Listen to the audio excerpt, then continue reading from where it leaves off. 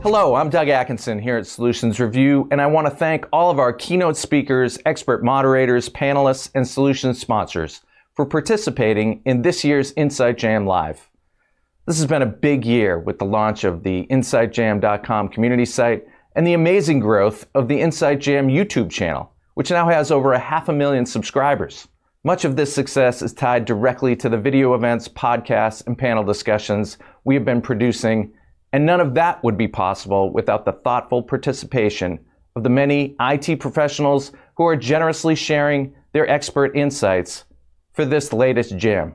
We are building Insight Jam to be a place to celebrate enterprise technology with best practices, expert analysis, and solution showcases. And we want all of you to join us there to keep the jam going into the new year and beyond. If you haven't joined Insight Jam, please do.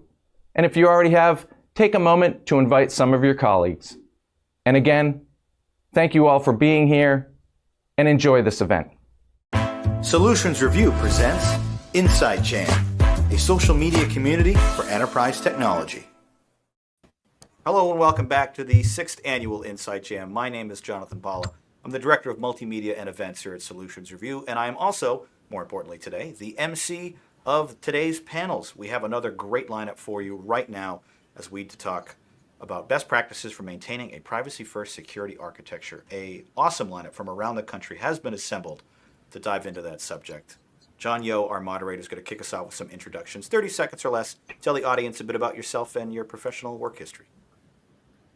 Hey, everybody. I'm going to start. My name is John Yo. I'm head of research at the CSA, also known as the Cloud Security Alliance. We build best practices and guidance for new technologies. We have a think tank of over 20,000 people where we harness those subject matter expertise and we build education, awareness, training, all sorts of stuff so people can adopt new technologies more safely and more secure. Excellent. Thank you for being here. Looking forward to the discussion. Bindu, over to you next.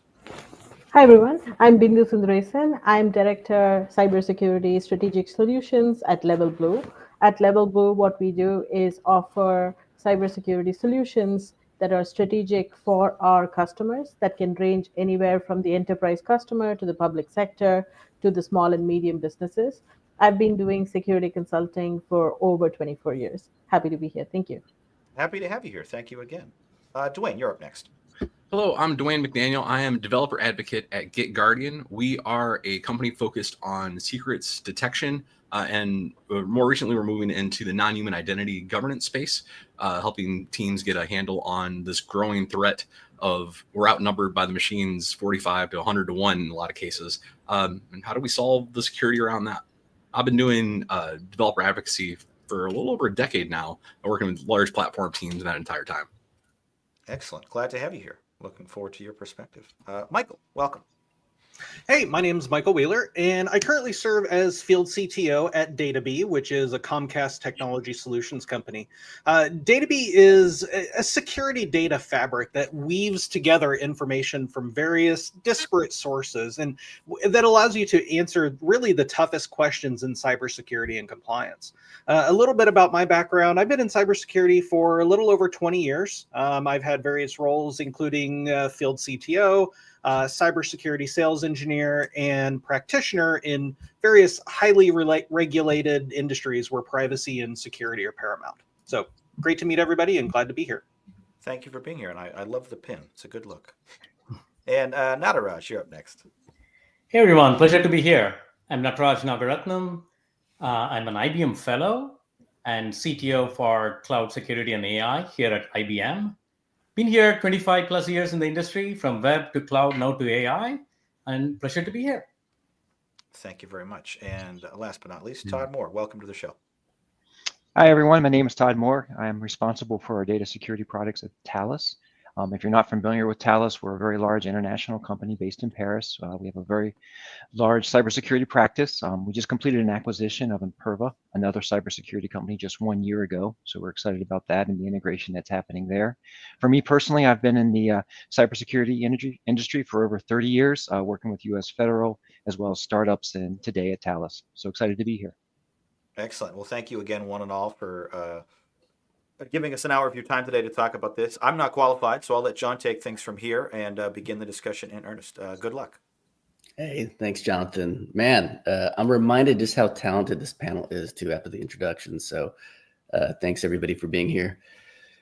We're tackling a really, I think it's a tough topic.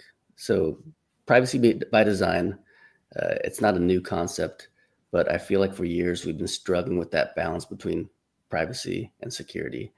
And with this rise in new technologies, the adoption of things like AI and others, it just raises even more awareness. And we need a better understanding of how to really strike that balance between how do we ensure strong security, but at the same time, we're also thinking about privacy and protecting the people that we care about, not just our companies and our staff, but the citizens of where we live.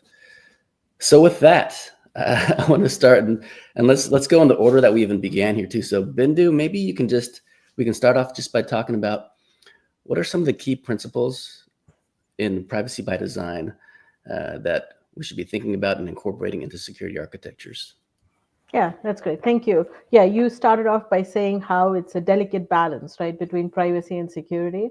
I feel fundamentally, if we focus on it in terms of a human-centric approach to data protection, right, it's about our commitment to treating information with the same respect that we would want our own information to be treated.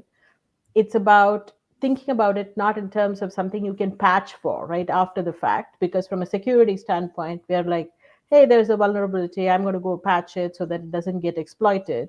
Here it is about anticipating potential risks to that data that you're collecting, and to be able to think about it as a default setting, if you will, and something that you're embedding into your day-to-day protection of information.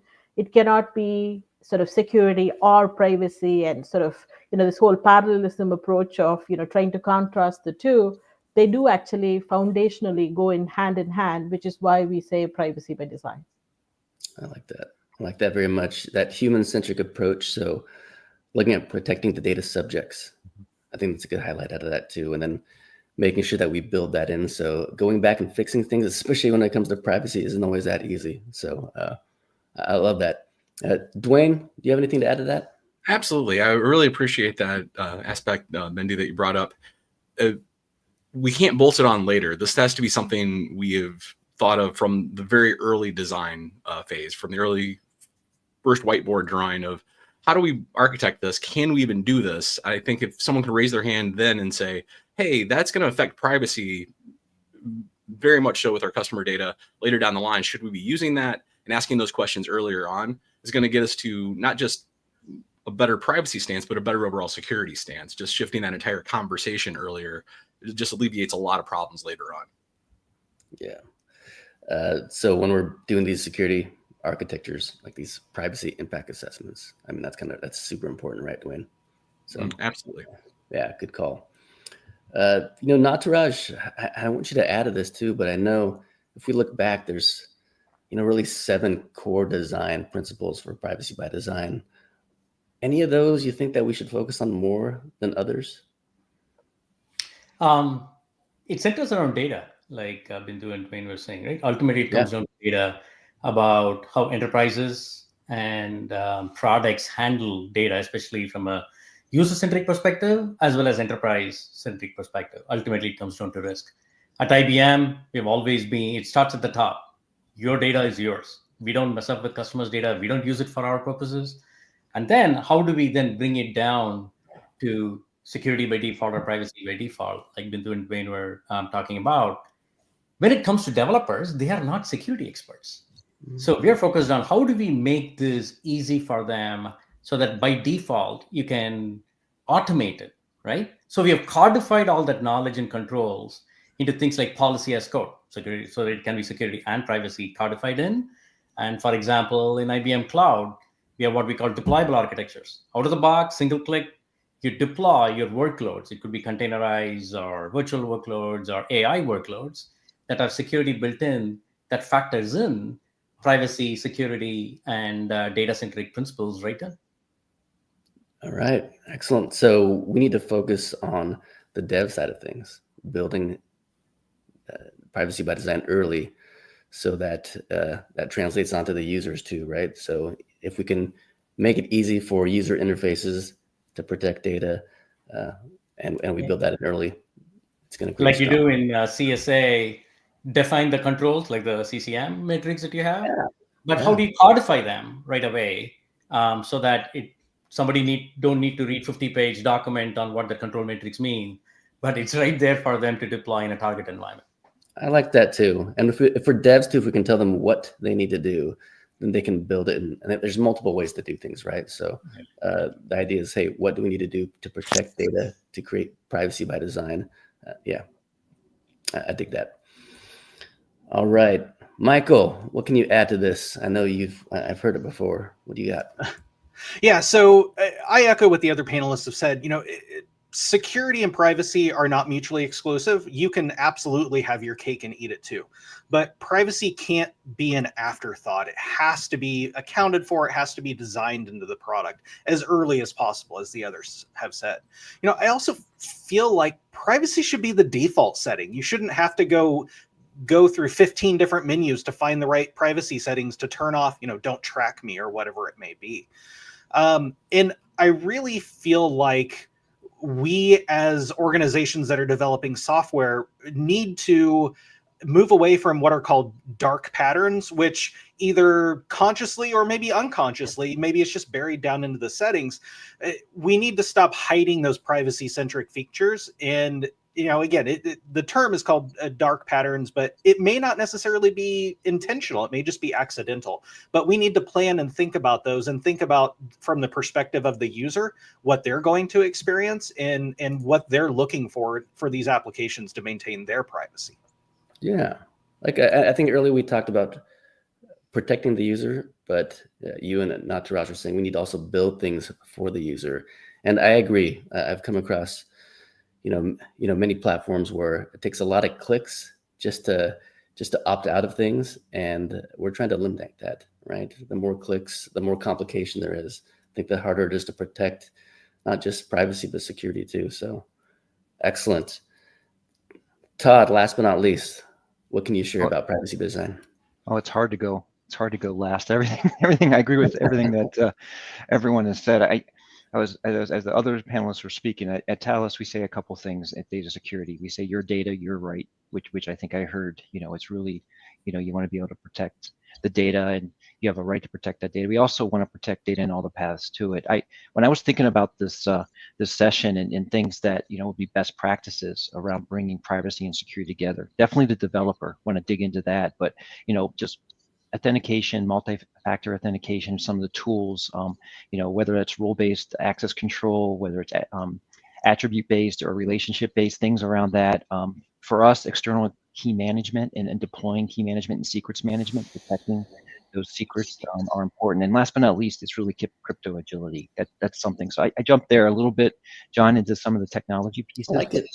Those are like 3 areas of best practice that we like to talk to our customers about, in terms of making sure you've got the right, privacy tools, mechanisms in place to protect your data. I like that. And maybe we can even, I'll stay with you too, Todd, so you're not going last again here too. But can we think about, integrating these new technologies, is there a way to balance that between security and privacy, and even leveraging some of these security technologies and tools that you mentioned, actually like specifically for privacy, and how we do that?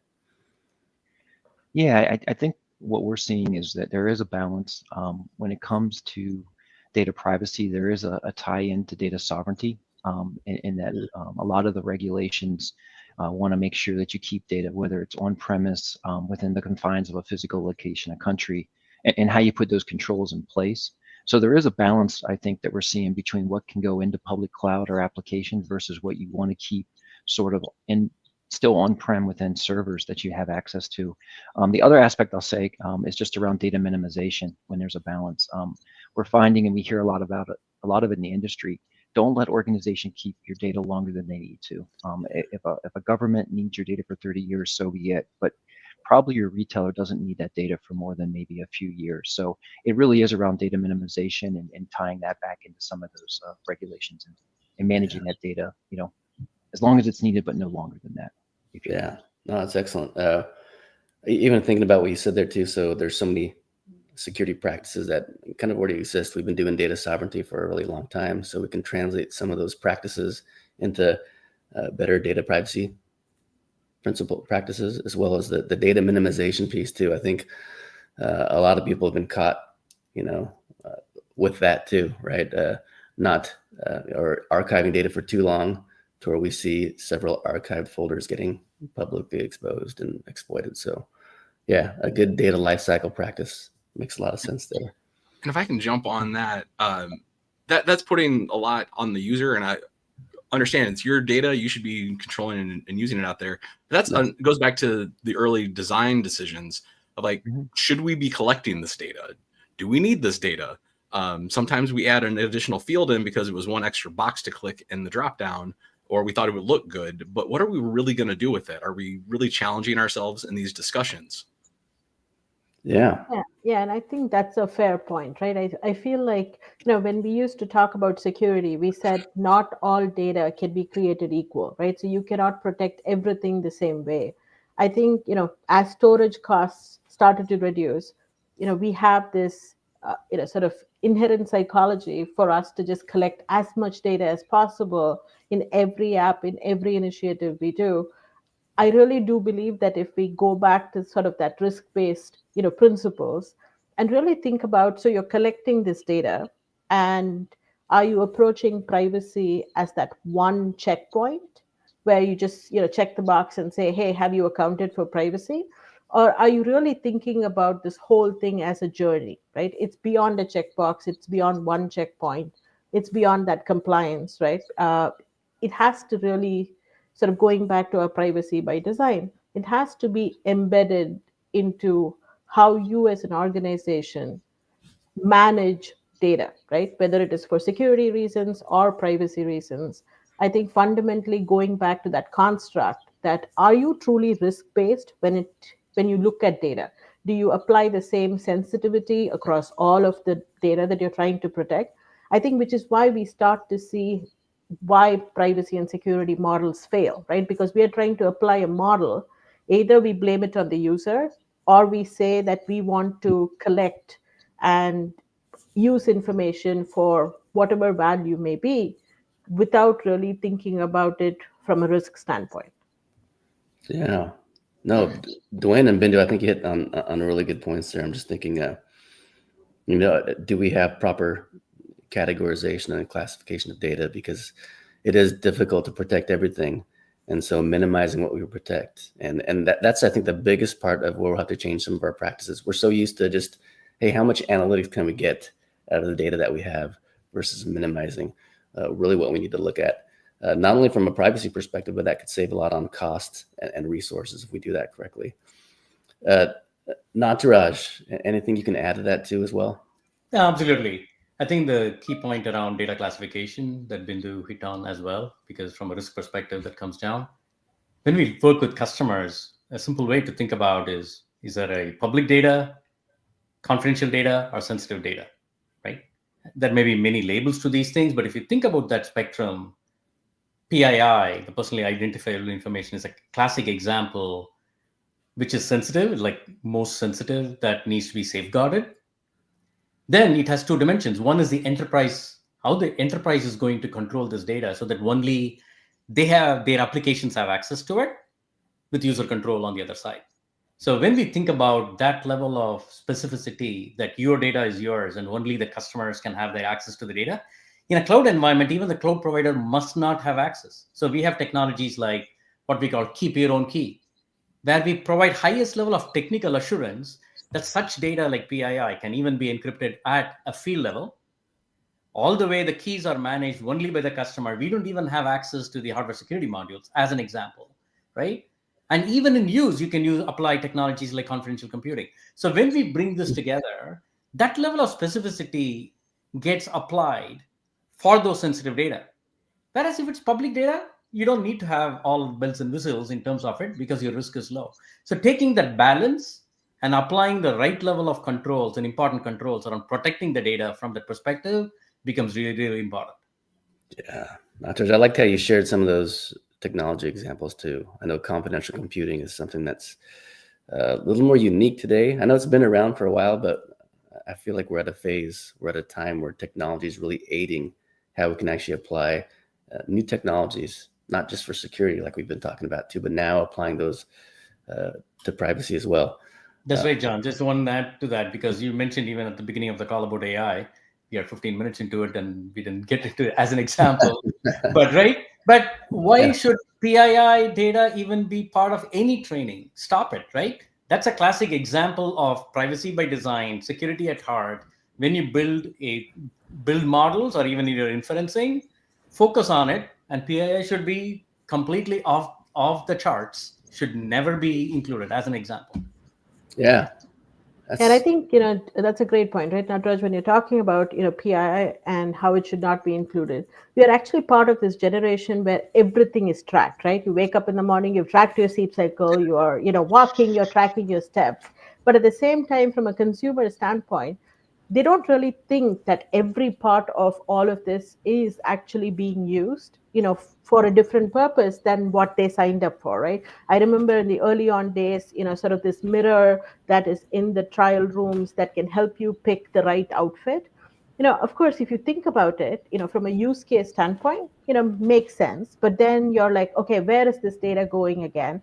Are you now going to be like, a certain ethnicity with a certain size, with a certain type of a career, buys, certain type of clothes? And then I can understand that from a marketing standpoint, and, being able to cater to your personal preference is great. But now, how long are you going to keep this data? What are you doing with it? How often are you going and mining that, right? That makes it all, especially with AI, I worry that if we don't put a stop to it from a governance standpoint today, 10 years down the line, forget PII. We don't know what else is going to be captured beyond that and applied to, right? So the tag of, using all of this data into an AI model that is actually not going to be governed from an enterprise level. Even now, organizations are struggling, right? It's already in there. And this is not just for the large enterprises. We hear about it, in all of the talks about how AI is being used. You would not even think about what types of organizations are using this and for what purposes. It could be like, an extermination company. It could actually be somebody that's using it for training programs and trying to, use the modules to translate. But the amount of information that we're collecting, that we're putting into these models is scary. Hey, is that Michael? You're going to comment on that too? I was just going to ask you that too. So jump in, please. Yeah, in building on top of what Bindu was saying, it's not only the organization that captures your data, but it's also whoever may purchase them in the future. So there's a lot of concern going around right now with 23andMe, that they may end up being purchased by another organization. And what happens to all of your data that they have gathered on you over all of these years that now goes to a third party, and you may not necessarily have control over what they do with it once they acquire that data from this other organization. So that also needs to be part of it, is that organizations need to think about this being a possibility in the future, and not only write into their privacy policies that we will delete such and such data at such and such time, but they need to actually follow through with those policies and actually do it, and not just accidentally forget, oh, well, we still have your data 15 years later after we said we'd hold it for 18 months. Yeah. Michael, let's stay with that too, because I know we've touched on data minimization in today's world, and we touched on that, like analytics and intelligence. I mean, that's what, even as individuals, we collect that. You mentioned we like to track our steps. We like to track our social media, our posts, our friends. I mean, there's just a lot of intelligence and analytics out there. And I think there's still ways that we can anonymize this and protect that information so we can still get strong intelligence and analytics out of things. But what are some of the major threats around that then too? So, you touched on a few of these things, but what other threats, even outside of intelligence, do you think we need to look at? So I think there's quite a few, to be perfectly honest. I mean, data is the new frontier, and I think everybody is trying to get everybody's data, especially the bad guys. So you have, all of these sophisticated cyber attacks coming from APTs, or advanced persistent threats. You've got ransomware, you've got 0 days, you've got all of that stuff. And I feel like the best way to combat a lot of those threats is data security, as simple as it sounds. So that can be everything from encryption at rest, encryption in transit, even things like tokenization or minimalization of the data, so that even if the data is compromised and somebody else gets a hold of it, that the data is effectively useless. So again, going back to that, how early in the development process can we plan for privacy? I think that's a big part of it, is building those types of technologies into your product, so that even if the worst of the worst happens and your data gets compromised or sold or just published out on a torrent somewhere, that data is effectively useless because of the decisions you made early in the process and you designed your product properly. And I think that will go a long way for consumers to build trust with them, that, hey, these people said they were securing my data. They actually did it. And there was a breach and it was not a big deal. Nobody really cared because the data that they took off with was absolutely useless. Oh, that's great. Yeah, data security. So just having data context will help you address that data risk. I think that's super important to understand that too. I want to go back to Dwayne too. Dwayne, can you play off of some of these emerging threats or threats that we're seeing against privacy right now? It's always interesting when you think of privacy, because we immediately jump to PII, but what are we actually trying to protect internally is what I always come back to. If I'm an attacker, I could be going after your customer's PII. I really could, but more likely I'm going after all of it for like a ransomware attack, because I'm trying to take it away from you. That's how we make money in ransom, not from me selling it on the open market, but from me selling it back to you because you no longer have access to it. So thinking in terms of, business continuity, business resiliency, when we think of privacy, I think goes a long way to driving some of these thoughts. For instance, I think a lot about access via machines, API keys and whatnot. And if we treat those as very private things and we think of privacy in those terms, our hygiene and our security best practices really start reflecting across really the entire application stack, all of our products, that, hey, we took it this seriously internally, that we are protecting, our keys to our kingdom, literally, this well, all the things that's protecting then are just protected that much better. Yeah. Like, so operational resiliency, it's kind of goes back to that minimization, right? That I think you talked about earlier too. So resiliency should include, privacy protections, and that, we've been talking about the archival of data for such a, during this entire conversation. So resiliency, that's a good one. I like that a lot. Todd, how about you on the emerging threats topic? What are you seeing out there? Yeah, I wanted to react to what Dwayne and Michael and Ben, everyone has said so far. I agree with Michael that encryption, this is coming from the data encryption security guy, is an amazing control. It does allow you to protect information so that if a breach, when it does occur, your information is protected. But there's and data is not created equal. I'm the same, equal. I think Benju said that earlier. There's different levels of control you want to put. But what we're finding and what we're seeing in a lot of the recent attacks is there's folks with authorized access to the data, but it's not who you think it is. And this is where generative AI and some of what we just talked about bringing things together, stealing credentials and pretending you're someone that you're not. It looks like you have authorized access to that data, which means you may have access to an encryption key or a tokenization mechanism.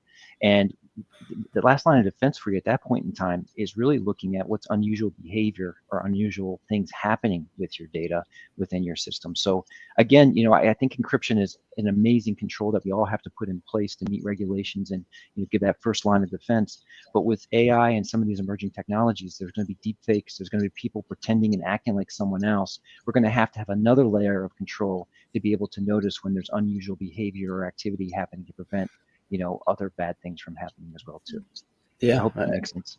It's really a risk. It's really from risk, where Bendu was talking about too. It's a whole nother risk discussion, making sure you're managing those new types of risk.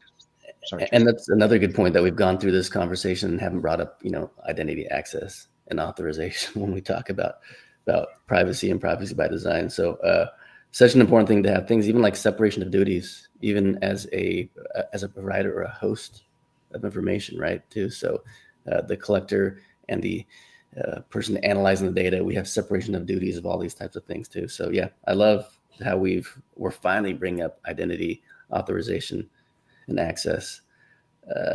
Bindu, can you touch on that too at all? Any Sure. other threats that you're seeing? Yeah, I feel like fundamentally, the types of threats that we are seeing in the privacy space are sort of feeding off what we've seen before in the security space, right? So I think from a control standpoint, I know we're painting a very grim picture. However, it's not as complicated to actually solve for this as we tend to make it out to be, right? So I feel like, from a granular access control perspective, right, you could have permission systems that really help grant access to data based on a strict need to know basis. It's something that we've done before, right? So we've done multi-layered security clearance systems. We all talk a lot about zero trust, right? It's basically the least privilege principle and making sure that, to your point about continuously adjusting permissions, having access models that evolve with your organization. You talk about the different third parties that have access to your data. Today, your third parties also, the different AI models that are being used in your organization. If I said, let's just raise our hands, how many of us actually have an accurate inventory of how AI is being used within our organizations? You talked about, we used to talk about shadow IT, right? Now what I'm seeing is there are different business units that are using different types of AI models that is collecting information that the legal and IT departments don't know about because they're doing it from reaping sort of that business benefit standpoint, not from the view of a privacy or a security violation, right? So when we talk about threats, we are not going to see threats that are going to be sort of a single vector when it comes to coming after your PII alone, right? It is going to be, something where, to the point about how AI with a deep fake wanting access to data that you think is legitimate and you're only checking about it in terms of a role-based permission versus really continuously looking at access and spotting for anomaly. If we take back our example on the mergers and acquisitions space, right, we do security checks. If you actually look at the checklist, very often you will never see privacy checks. It'll always be about security and data.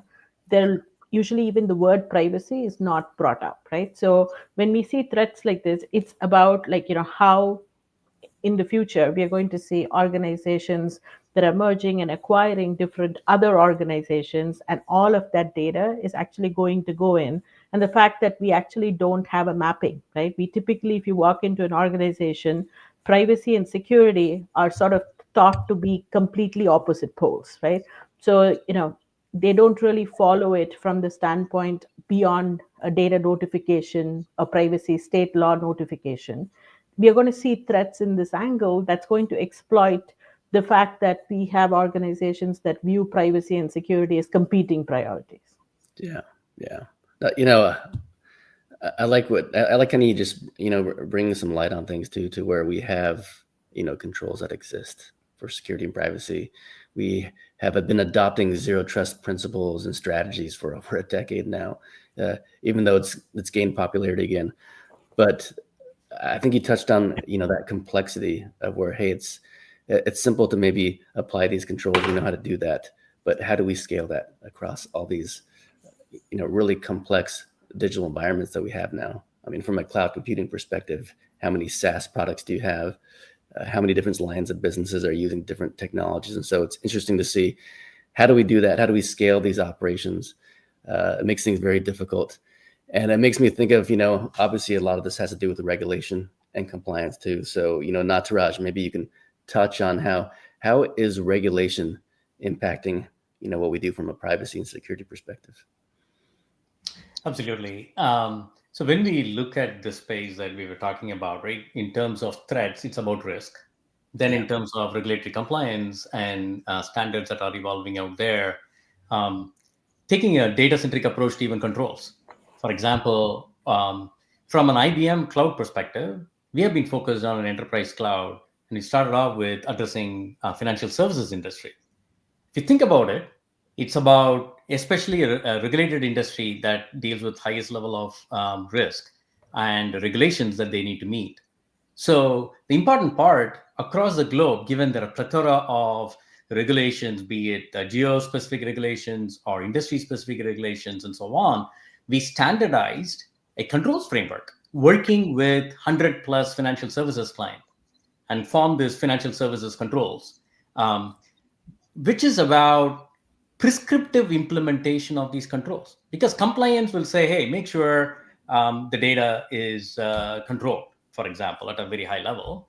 But when it comes to it, it's about the risk for a particular industry. So codifying that in terms of specific controls and the implementation, like how do you protect data? And on the other side, not only protecting data, which I 100% agree with our panelists here as well, and the level of control the customer can have and the end user can have. On the other side, continuous monitoring of these controls so that you can be ready, not only about, hey, I need to do audit in 6 months or 12 months, you need to have continuous compliance. In that regard, in IBM Cloud, for example, we have Security and Compliance Center, where one can continuously monitor compliance with these controls that helps both with the security posture perspective, as well as that the teams are meeting compliance on an ongoing basis, not just when an auditor knocks on the door, right? So I think that notion of continuous compliance and security monitoring is inherent part of addressing compliance as well as balancing security. Yeah. I mean, standardizing controls has always been tough, and we do it across industry verticals, and now we have to do it with the many different privacy frameworks that are out there. But I like, hey, reduce this down to, take a risk-based approach to that, and that's how we can find commonality across that. And the continuous piece too, I think that's the goal. If we continuously monitor that, we could continuously adhere to all these different regulations and frameworks. That's the dream. Not to rush. That's the dream for sure. We have been doing that with customers, and importantly, we typically talk about technology providers and the customers. Yeah. The other party in this particular topic are regulators. So in our Council of Financial Services, we bring regulators and customers together because this is a problem area that we need to solution together, and this is where technology can help and where such controls can help, and that's what we're doing. All right. Todd, what do you think about the whole regulatory piece and the regulation piece? There's so many new privacy frameworks coming out often. Are we finding commonality around there? Are there other challenges that we need to really understand there? I think at last count, there's hundreds, if not thousands, of different privacy regulations around the world. Yeah. That's a loaded question. And commonality, really, no. I mean, we're seeing in some pockets of the world, there is GDPRs and the DORA and NIS2s. There is commonality in what we're trying to do. I guess one thing I would say is that is common throughout all these different privacy regulations around the world is the use of encryption to protect, right? No one's lost their job by deploying encryption within companies. I think that if you can show, and this is something that was said earlier, that you've adequately put the appropriate protections around your most critical data, it does protect you and the company and the consumer when it comes to anyone trying to access that data that shouldn't have access to it, whether that's through a malicious attack or a ransomware or some other attack. So, yeah, I think there's a lot of work that we can do to make things more common around the world. We're not there just yet. Even here in the U.S., there's an attempt to do that, and it's not going as well as we'd like from a federal perspective. I'd love to hear from others from the panel what they think about that same question. But today, it's very siloed, even here in the U.S. with the different states and the laws that are coming out. Yeah, absolutely. Dwayne, I don't know if you want to touch on that too. Or Ben, did you have something to say? Yeah, I'll go after Dwayne. No, after you, Ben. Okay, thank you. So, in terms of, compliance regulations, to Todd's point, I feel like, if you focus on the intent of these requirements and not think about it from sort of the commonality of putting everything into a crosswalk and saying, hey, this maps to this and this requirement is asking me to notify for this. But if you go back to the intent of these requirements, and I would leave sort of the reporting structure to legal to help guide us there, but from a security and privacy practice perspective, I think the intent across all of this is the same, right? It is about, simplifying it from the point of view of saying, hey, you need to protect the security and privacy of data. And this has to be not a one-time effort. It has to be a continuous effort. There is no destination that you're going to reach, right? It's not one product that you can buy and put it in there and be like security check, compliance check, privacy check, right? It doesn't work like that.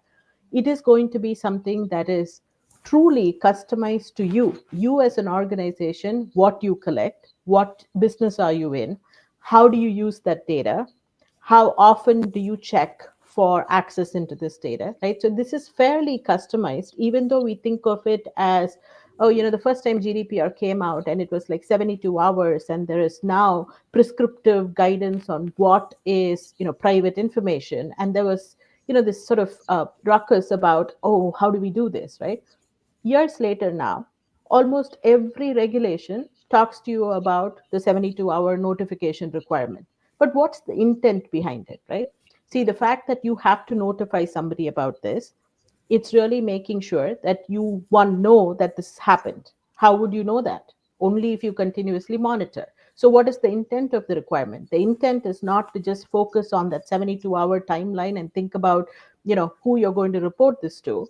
Focus on how is it that you're going to be able to actively monitor and flag this when it does happen, right? So I feel like instead of focusing, and every time regulation will always sort of slightly lag behind innovation, right? That's just how it's going to work. You cannot have a regulation for something that is not already there, right? So it will lag behind. So you really need to focus on sort of that core intent, and this has to come to all of us, right? Whether you're a security user, like a user, or you're a security and privacy team, right? We all have to maintain this context of what's that intent of that regulation. It's not just to have a splash in the news about who got breached or violated privacy, right? It's more than that. We really need to work with regulators too. So I think, twofold, like you mentioned, helping them educate on new privacy enhancing technologies, but also let's understand intent versus just trying to interpret what we see. I think that's going to be a really important role to play. Dwayne, I know you had something to add on to that too. So someone who works also in a company based in Paris, I've worked for multiple international companies. Seeing how this plays out across regions is always really interesting. And this is one of the reasons I don't think compliance in and of itself and regulation in and of itself is going to be a solution for the industry, because we're talking about multinational organizations that are spread out across a lot of districts. We did research earlier this year. We put out a report at Get Guardian called Voice of Practitioners. It's not a one-to-one mapping of this, but we found that there's a significant increase in the amount of budget around these issues in the US versus places like France and Germany. And one of the conclusions we're kind of drawing from that is those are areas driven very much by privacy regulations. Like they've had GDPR, that's where it's based in Europe. And we see more spending in the US, UK and the US. And that's what we're not seeing like an across the board, everyone's treating this the same way. So if there's not a regulatory body above you saying you need to do it this way, we're kind of fending for ourselves out here. And I'm personally a believer in like NIST special publication 800-107, the one, 207, I'm sorry, on zero trust architecture. If we could all just get on board with that one, I think it would solve a lot of problems. Yeah, I like that. Having some guidance with regulations is going to help too. Not just teeth. That's going to bring mandatory fines and other kinds of things. Michael, do you have anything to add on the financial part or on the regulatory part?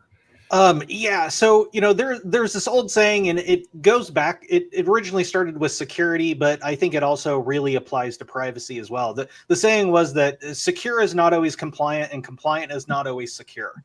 And I feel like organizations need to focus on privacy for the sake of privacy, not privacy for the sake of compliance. Now, that's not to say we shouldn't embrace compliance frameworks, especially the privacy-focused ones. But I think that should be the absolute bare minimum or the starting point for securing our clients' data. And, as Nataraj said, organizations not only need to be compliant at a point in time, but they also need to continually evaluate their compliance through CCM or continuous controls monitoring. And that ensures that you're not compliant just at the time the report or attestation is generated, but also continually evaluating your compliance status in monitoring for drift. So, let's say we go through a big effort to become PCI compliant, and it takes us 2 months to do it. the day after we deliver that report, we have no clue what our compliance status is because something could have changed. So I think that continuous compliance monitoring is something that's very, very important to maintaining, again, not compliance for the sake of compliance, but doing it because it's the right thing to do.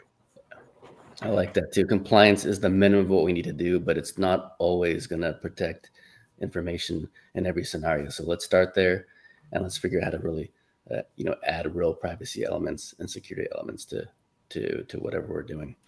Yeah, exactly. I've seen a lot of organizations that are compliant, but they're absolutely not secure. So, compliance isn't the end all be all. It should be a starting point. It should be the minimum, not the maximum.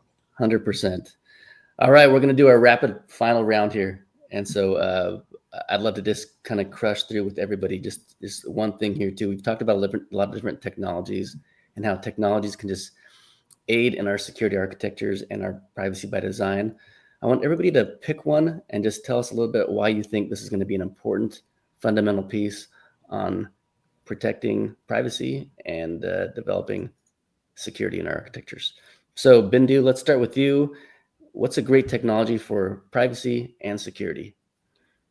So I'm going to take a slightly different take on that one. So I feel like fundamentally we focus on what I'm going to say, whatever technology solution you pick within your organization is up to you, as long as you think about this as an overall fundamental business strategy that helps you build trust, right? It's about proactive, intelligent, fundamentally human-centric.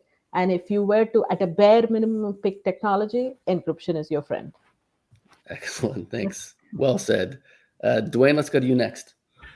So yeah, again, I can't point to a single piece of technology, but one piece of technology could save us. We'd all just buy that and do that. I want to go back to something said way earlier in this conversation is like, we need to raise awareness around the developer. And that is absolutely true. I'm a developer advocate. I think we should educate them all. However, we also need to accept the reality that about half of our IT spend across the organization is outside of IT. It's not the developer. Especially in an age with AI and these power platforms of automation, low code, no code solutions, that's half of the things that are getting attacked right now. So we need to raise awareness, not just in who we think traditionally are developing things involving PII, but really across the board, because you're never sure who the next person who's going to roll out that internal database that accidentally got leaked. I mean, who's going to do that? Focus on the developers too. I like that. Nataraj, let's jump to you next. Yeah, I would say when you look holistically at the life cycle of governance to protection to detection and detecting and respond, taking a data-centric approach is imperative across hybrid cloud and AI, so that you can infuse technologies, be it encryption, identity, and so on and so forth. And on the other side, in terms of detection and response. And one thread that brings them together is about policy as code and automation, right? So automating it in a way that policies can be codified is key part of it. Such prescriptive architectures that can be deployed, like deployable architectures, as well as what you can continuously monitor and implement and protect is a key design principle and technology approach where it can tie the different technology solutions together towards a common goal or the risk-based goal. Yeah, well said. A data-centric approach. Michael, can you jump next? Yeah, there are a lot of great privacy-centric technologies out there. So zero trust can be applied to that. AI can be applied to that. Encryption can be applied to that. But I think the best thing to do is deploy all of them. Like defense in depth is going to be the key to protecting against emerging threats and persistent threats. Like you can't just implement one and say you're good. And I really feel like privacy and security aren't a goal. They're part of an iterative process where you have to continually evaluate and adjust to really ensure that we're doing what's best for the customer's data and their privacy. Yeah, well said. Well said. Wrap us up, Todd. No, it's hard to follow this group. Obviously, use encryption when you can for data privacy and for compliance. Always use that. One thing that I mentioned real earlier, I'll just say it again from a future proofing, and it isn't a technology, it's a concept. It's really crypto agility. We hear about post-quantum computing. We hear about standards changing and policies. the encryption that we use today to protect our systems may not be available or at the same strength that it is, 10 years from now. So really need to think about crypto agility, the way that we can quickly update the way we're protecting and giving data privacy to folks, and iterate that over time. So crypto agility, future proofing, I think, is a concept that I'd like folks to take away from this conversation. Excellent. Yeah, just to add to what Todd just said, because we all talk about encryption, and all of us know encryption is for amateurs, key management is for professionals. So ultimately, it's about key management, like Todd was mentioning in terms of the approach there. Absolutely. Hey, thanks for those final thoughts. Nobody fell for it. I said, hey, what technologies and solutions? And everybody was very good. They said strategies. We talked about concepts. We talked about approaches. So a truly thought leadership group on this panel here. I want to thank everybody for being here. Let's welcome Jonathan back. But I think we had a fantastic panel. And I want to thank the five of you for being here with me. Absolutely. I totally agree, John. Great panel. A pleasure to sit in and listen to it for the last hour. Before we go, though, I'd love to invite each of you an opportunity to promote your company, your solution, your podcast, your book, LinkedIn profile, whatever you'd like. The floor is yours. We'll go in counterclockwise. So, Todd, you're up first. Where would you like to send the audience? Oh, wow. We talked about your data, your right. Thales has been in the business for a long time. We've got a lot of tools to help you protect your data. Please reach out to me. You can find me on LinkedIn. That's probably the best way to reach me. And I'm excited to meet and talk to all of you. Thank you. Excellent. Thank you very much. Pleasure having you here. Nataraj, you're up next. Absolutely. At IBM, we have been here for 100 plus years, working with enterprise customers as a trusted technology provider, from infrastructure to software to consulting.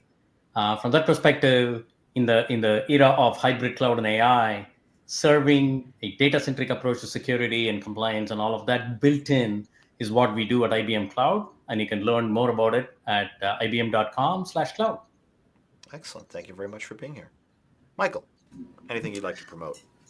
Yeah, so again, I'm field CTO here at DataBee, and DataBee is a security data fabric that really helps organizations answer those really difficult and complex questions in cybersecurity and privacy. So, everybody knows these days that SaaS seems to be the favorite way of delivering applications these days, but it really leads to data silos and data being spread all around in lots of different locations. So data is abundant, but a lot of times it lacks context. And so when the security data part is not there, business decisions can be made with incomplete or inaccurate data.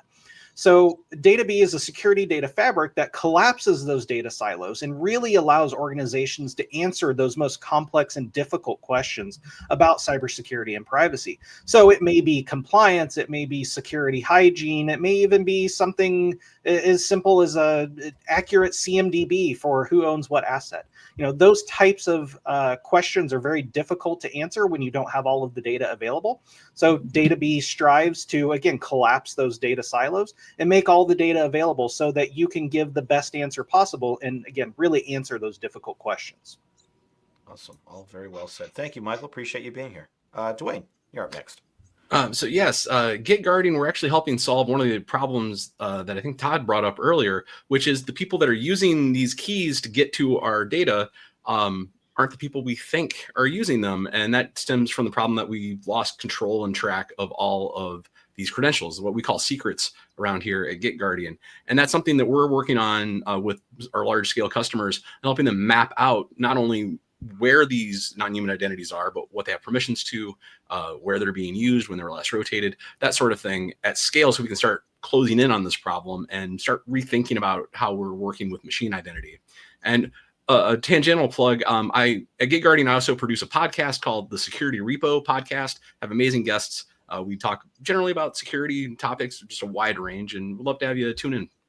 Awesome. Thank you, Dwayne. Appreciate it. Bindu, over to you. Great. So Level Blue is the company I'm part of, and we are a managed security solutions provider. You might not have heard of us before. We are actually a joint venture with AT&T Cybersecurity. Connect with me on LinkedIn. What we enjoy is really, from a consulting standpoint, providing strategic solutions to our customers. You've heard us all talk about all of the challenges. You're not in this alone, right? So this is truly a team sport. We're all being tasked to do more with less. What we really do is help our customers find the right solution fit. And it's not about just one product, or it's not about one technology or any one vendor, right? It's about tailoring solutions to meet your business objectives with a focus, of course, on security and privacy while you do that. And it's all about building that customer trust, right? So that's really what I do on a day-to-day basis. What I enjoy is being that trusted advisor. So thank you. Please do connect on LinkedIn as well. Thank you very much for being here. And finally, our moderator, John. Hey, CSA, the Cloud Security Alliance, is an open community, and so I welcome everybody to come be a part of it, be a part of discussions like we had today. We build guidance and best practices, and we have over 600 free downloads based off of security, privacy. We talked a lot about zero trust and AI. All that's there. We have formal trainings too on zero trust, on cloud security. So get involved in the community. Build education in your teams, be a part of the discussions yourself. It's an incredible experience. You won't regret it. So come get involved. Excellent. Well said. Thank you again, John. And thank you to our panelists one last time for the participation. And thank you for your attention. If you'd like to dive deeper into all things enterprise technology, we encourage you to check out our always-on destination for technology and research over at insightjam.com, a great place to join the conversation. Or you can subscribe to our YouTube channel for panel highlights, weekly podcasts, expert advice, and so much more. We'll be back in just a few short minutes with our next expert keynote of the day as Mike Piedrick talks about privacy regulations and why we're still doing it wrong. Don't want to miss that one. It's going to be a great discussion. But for now, for this group and for me, thank you very much for watching. Have a great afternoon, and we'll see you next time. Bye-bye. For video highlights, replays, and more, visit insightjam.com.